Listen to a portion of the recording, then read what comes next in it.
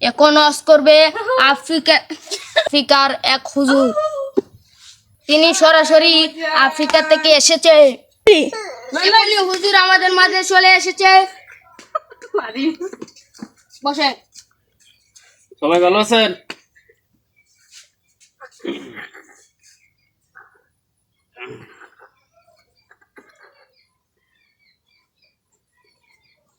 বসেন বসেন, থামেন আপনারা, কারো কোন মানুষই নাই না। থামেন থামেন। এই নাকি কিছুরি আছে নাকি?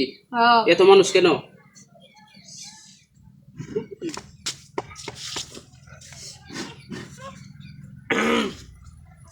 মাইকের ভাই সাউন্ডটা ঠিক করো একটু, ভলিউমটা বাড়াই দাও। হ্যালো, আলহামদুলিল্লাহ। কি মাইক আনছে? এই একটু বিটটা বাড়াই দাও।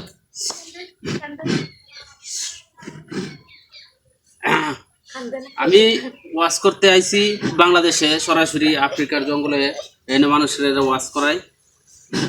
তো বাংলাদেশে আইছি ওয়াজ করার লাগিয়া।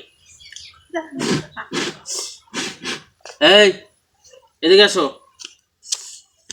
একটু একটু চা আনো তো। আমি আবার চা খাই না, কফি আনো। আল্লাহুম্মা সাল্লি আলা, সবাই দুরূদ শরীফ পড়ো। আল্লাহুম্মা সাল্লি আলা সাইয়্যিদ। হ্যালো, হ্যাঁ, ওয়াজটা হইলো আপনারা। এখন আমি এমন একটা ওয়াজ আপনাদেরকে শোনাইব। ওয়াজটা হইলো, আমি এই বাংলাদেশে আসতাম চাই না, আমারে জু করে আনাইছে 2 জন মিল্লা 1 লাখ টাকা দেয়া আইনা। তারা মসজিদ খাওয়ান দিছে, পাতলা ডাল মারছে আর বস্তু দিছে, তরকারিতে লবণ দিছে না। আল্লাহুম্মা সাল্লি আলা সাইয়্যিদিনা মাওলানা মুহাম্মদ। আমি যে জায়গায় ওয়াজ করি এই জায়গার মানুষ আর উঠতে জানা, আল্লাহুম্মা, সবাই বসেন বসেন। এখন আমি যে ওয়াজ করব, ওয়াজটা শুনলে আপনারা আর কলিজা ঠান্ডা হয়ে যাবে।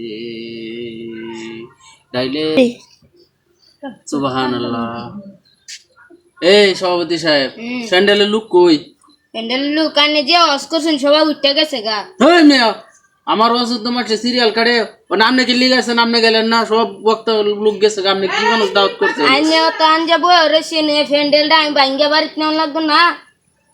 ও, আমি বলছি আপনি আমার ওয়াজটা শুনছুন, এলিগা সব লোক চলে গেছে।